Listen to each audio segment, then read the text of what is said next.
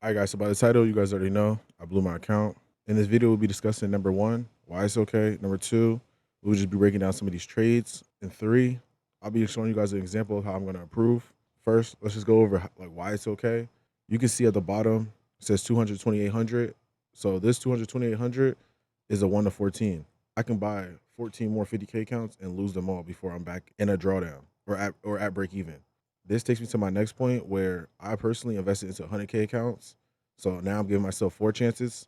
So to sum that up, 200 to 2800, 1 to 14 ratio.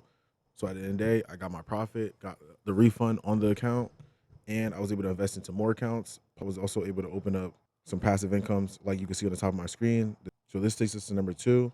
So let's just break down these trades right now. So you guys can see number one, crude oil.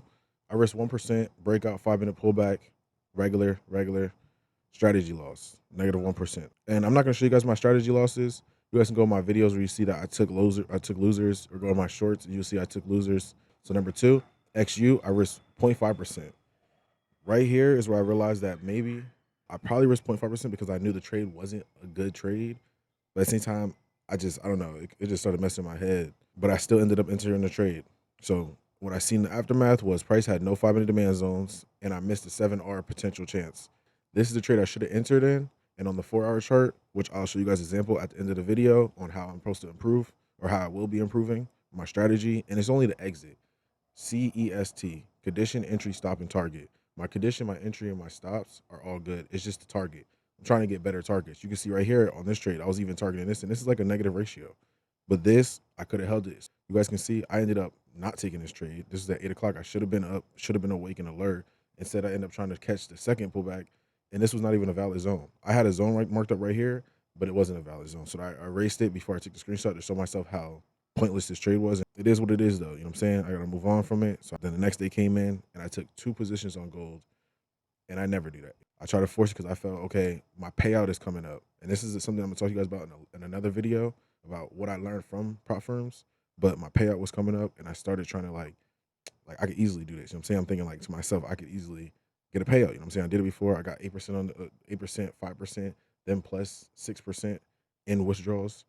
I can easily get a payout. All I gotta do is stay true to the system and follow the plan. But what I didn't do is stay true to the system and follow the plan. So you guys can see 2 trades, risk 1% each, no 5-minute demand zone, and I lost 2% on those positions. On those both of those positions, sorry about that. I lost 2% on both of those positions combined. You guys can see right here, I got in right here. I kind of got in late too on this trade. And this trade would have got to this bottom. Price came, stopped us out right here with this wicks. I got in it again, and then I realized, wait, hold on. This was the first zone. Like, what am I doing? You know what I'm saying? I did catch myself in the moment, and I ended up actually getting out this trade a little earlier. But this was my initial entry, and this was another winner. You feel me? I'm passing up on winners, and I definitely could have got the payout. But the overconfidence led me to just doing things that you can see this would have been my payout, and this trade would have been my payout. These 2 trades right here would have been enough to lock in my payout. This was a 7R trade. That just shows, you know what I'm saying? I could have definitely got my payout, and I could have surpassed the 2 withdrawals that I got, the 2 payouts I got. But we're not going to talk about that. At this point, I realized, okay, I'm clearly tilting. So I started back testing.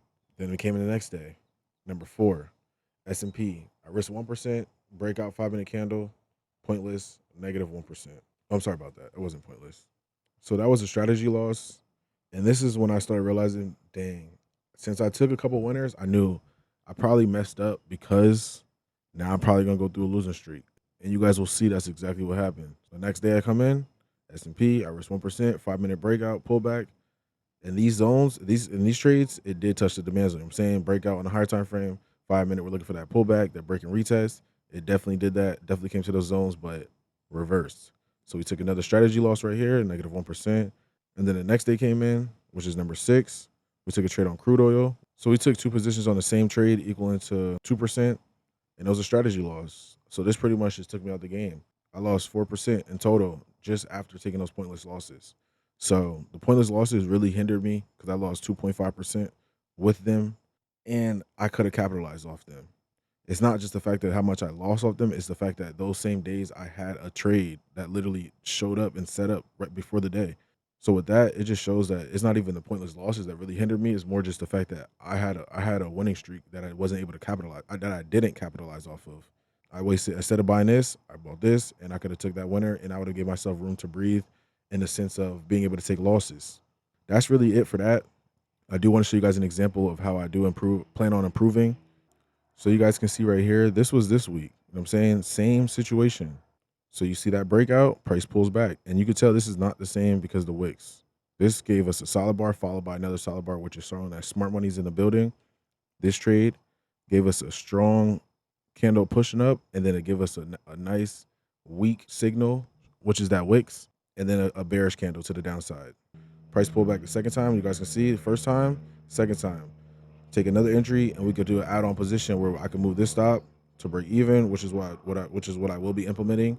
So I'm adding two new things, which is the target, and I'll be adding this risk management strategy where I can add on to my positions too, because I will be having a higher analysis on the 4 hours. So instead of going to the 1 hour, the 1 minute to get those type stops, I can use the 5 minute to get the type stops, and that gives me the ability to be able to reprice fast enough and make good sound decisions under pressure, which is really the main important part. So right now, you guys can see we're at the 4 hour though, and this is what I was targeting. You guys can see this is a breakout, clear breakout. Prices right here, consolidating. I actually ended up taking a loss in this consolidation, which showed me that price might be wanting, because I was trying to take it to the highs. Case price wanted to push out, consolidate, and then push up. But instead, price wanted to push up and then retest, which is okay. So what do? We take it back down to the supply and demand zone. And that's good money. Even though this is 3.5R, you can still catch this entry. And this is a 4-hour trade. And that pretty much will lock me in for the week. So that's how I'm planning on improving my strategy. You know what I'm saying? Just the target and then some risk management tweaks. So that's it for the video. I just really want to show you guys my new tweaks, how I blew the count, and why it's okay, or at least why I think it's okay, the returns that I got from it, and then what I was able to do with the money and be able to start creating passive incomes for myself. So if you got any value from this video, comment, like, and subscribe. Other than that, I wish you guys the best. Take risks.